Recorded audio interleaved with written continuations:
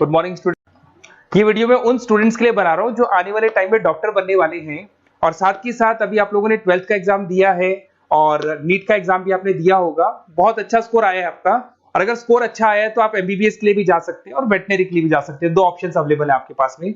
अब देखिए इसके अंदर जो डॉग लवर्स हैं या फिर अपन बोल सकते हैं जो एनिमल लवर्स हैं, इसमें सारे एनिमल्स कवर होते हैं, वो लोग इस वेटनरी वाले ऑप्शन को चूज कर सकते हैं। बहुत अच्छा ऑप्शन है, इसमें बहुत अच्छी अच्छी कैरियर अपॉर्चुनिटीज मिलेगी, बहुत अच्छा पैकेज मिलेगा और फ्यूचर ग्रोथ बहुत अच्छा है इसके अंदर। अभी अपन लोग डिस्कस करने वाले हैं veterinary, what is veterinary doctor, veterinary doctor क्या करता है, कैरियर अपॉर्चुनिटीज क्या क्या मिलेंगी इसमें, सैलरी क्या मिलेगा इसके अंदर, इंडिया में क्या सैलरी है और अब्रॉड में क्या सैलरी मिलेगा आपको, गवर्नमेंट कॉलेजेस क्या चार्ज करते हैं फीस, प्राइवेट कॉलेज क्या चार्ज करते हैं, पूरा डिटेल में डिस्कस करेंगे। कहां एडमिशन लेना चाहिए, कितनी फीस पे लेना चाहिए, स्कॉलरशिप कितना मिलेगा, कम से कम बजट में कौन सा कॉलेज मिलेगा, इसको अपन बिल्कुल डिटेल में डिस्कस करने वाले हैं। चलो शुरू करते हैं। अब देखिए एक वेटनरी डॉक्टर करता है क्या, what the veterinary doctor will do. Veterinary doctor बहुत सारे काम करता है, डायग्नोस्टिक का काम है, उसका ट्रीटमेंट का काम है, सर्जरी का काम है, प्रिवेंशन क्योर का काम है, इमरजेंसी केयर के लिए आपका जो एनिमल वेलफेयर हो गया, क्लाइंट एजुकेशन हो गया, ये सारे काम को करता है। जैसे अगर अपन डायग्नोस्टिक की बात करें तो एनिमल्स का एग्जामिनेशन करना है, उसका एक्सरे करना है, ब्लड टेस्ट करना है, उसमें वो काम करेगा। अगर मैं ट्रीटमेंट की बात करता हूं तो यहाँ पे वो मेडिसिन वगैरह जो देगा वो देगा आपको, प्रोवाइड वैक्सीनेशन, वो बहुत इंपॉर्टेंट है क्योंकि वैक्सीनेशन वगैरह अपन देखते हैं डॉग्स वगैरह को रेगुलर बेसिस पे अपने को देना पड़ता है। सर्जरीज हो गई जैसे रूटीन सर्जरीज, कॉम्प्लेक्स सर्जरीज, ये सारे काम वो करेगा। उसके अंदर प्रिवेंटिंग क्योर, वैक्सीनेशन वगैरह हो गया। उसके बाद में इमरजेंसी केयर के लिए वो जो काम करेगा, जैसे इमरजेंसी केयर में किसी को किसी एनिमल को कोई प्रॉब्लम आ गया तो उसका लाइफ सेविंग कैसे करना है, इमरजेंसी में कैसे लेना है उसको। एनिमल वेलफेयर में जैसे जो एनिमल वेलफेयर ऑर्गेनाइजेशन होती है उसमें वो काम करेगा। उसके बाद में क्लाइंट एजुकेशन हो गया, जो भी आपके क्लाइंट्स होंगे जो डॉग रखते हैं, जो भी पेट रखते हैं, उनको क्या खिलाना है, उनको कैसे रखना है, उसके ऊपर डिस्कशन करेगा सारा का सारा। अब देखिए मेन चीज इसमें आती है कैरियर अपॉर्चुनिटीज। क्या कैरियर अपॉर्चुनिटीज होगी, आप डॉक्टर बन जाएंगे तो डॉक्टर बनने के बाद में आपकी जॉब कहां लगेगी या फिर अपना खुद का प्राइवेट बिजनेस खोलेंगे, कैसे करेंगे आप। इसमें सबसे बढ़िया ऑप्शन है प्राइवेट क्लिनिक्स। ये लोग अपना खुद का प्राइवेट क्लिनिक खोलते हैं, small animal, large animal mix दोनों के लिए खोल सकते हैं। तो प्राइवेट क्लिनिक के अंदर बहुत अच्छी अर्निंग है, अपन उसका जो सैलरी पार्ट है वो भी डिस्कस करेंगे नीचे। उसके बाद में आपका एनिमल हॉस्पिटल्स हो गए, प्राइवेट और गवर्नमेंट दोनों हॉस्पिटल हैं जहां पे जॉब लग सकती है। रिसर्च इंस्टीट्यूट्स हो गए जहां पे आपका जॉब लग सकता है, जैसे फार्मास्यूटिकल कंपनी हो गया, गवर्नमेंट एजेंसीज हो गया, यहाँ पे जॉब लग सकता है। उसके बाद में गवर्नमेंट एजेंसीज में public health agencies, department of agriculture, यहाँ आपका जॉब लग सकता है। कुछ लोग बोलते हैं जू हो गया, वाइल्ड लाइफ सेंचुरी हो गई, वहां आपका जॉब लग सकता है, जू, एक्वेरियम यहाँ पे लग सकता है, वाइल्ड लाइफ सेंचुरीज में लग सकता है।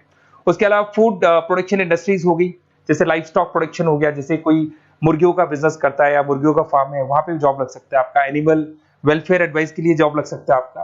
कुछ नॉन प्रॉफिट ऑर्गेनाइजेशन होती है जो एनिमल्स के लिए खुली हुई है और उनका ऑब्जेक्टिव होता है कि कोई भी अगर एनिमल के साथ कोई प्रॉब्लम है तो वो लोग सॉल्व करते हैं उसको, उसका कोई चार्ज नहीं है, वहां आपका जॉब लग सकता है। उसके बाद में पेट और फूड न्यूट्रिशन, क्या खिलाना है, जैसे आपने सुना होगा डॉग्स को पेडिग्री देते हैं अपन, वैसे कौन सी चीज खिलानी चाहिए, क्या नहीं खिलाना चाहिए, उसकी जो जितनी मेडिसिन बनेगी या जितने फूड बनेंगे वहां जॉब लग सकता है आपका। उसके अलावा आपका स्कूल्स एंड कॉलेजेस में आपका जॉब लग सकता है एज अ फैकल्टी। पढ़ने के बाद में अगर आपका इंटरेस्ट है फैकल्टी बनने का तो वहां आपका जॉब लग सकता है। कंसल्टेंसी फर्म्स हो गया, animal health consultancy, food safety consultancy, यहाँ आपका जॉब लग सकता है। देखो ये सारे ऑप्शंस है। उसके अलावा सैलरी पैकेज देखो, अभी मैं जो सैलरी पैकेज की बात कर रहा हूँ इंडिया की बात कर रहा हूँ, अपना जो होम कंट्री इंडिया इसकी बात कर रहा हूँ। फिर अपन सैलरी पैकेज की बात करेंगे, वो अब्रॉड की बात करेंगे। तो सब में अगर आप देखें तो ऑन एन एवरेज ये मान के चले कि आपका 5 लाख से 10 लाख तक का एवरेज जा रहा है पैकेज।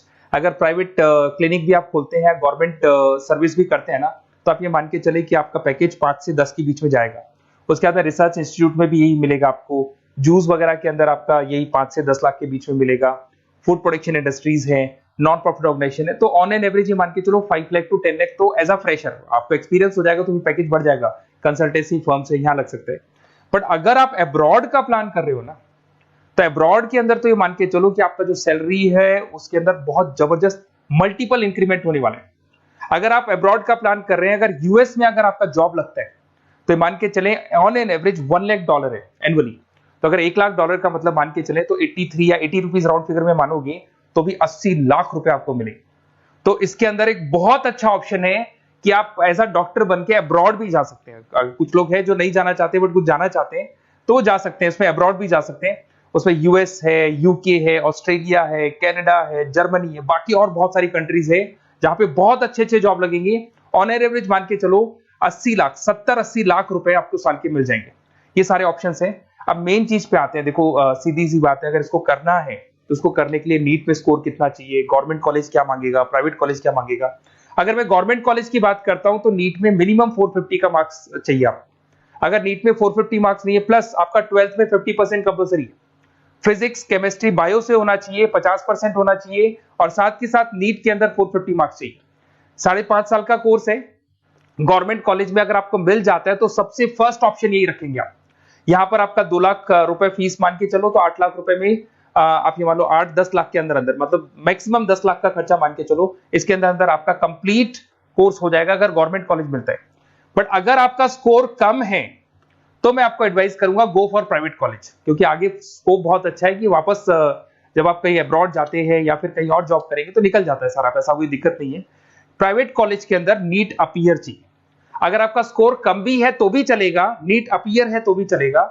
साथ के साथ अगर यहाँ पे ड्यूरेशन देखे तो वही कॉमन रहेगा। बट प्राइवेट कॉलेज में फीस बहुत हाई है। देखो आप 5.5 से लेके 7 लाख पर एनम मान के चलो तो पूरी फीस मान लो कम से कम 30-35 लाख के आसपास फीस बैठती है आपकी। अब इसमें हॉस्टल भी इंक्लूड नहीं है, हॉस्टल का अलग से चार्जेस लगने वाला है आपका।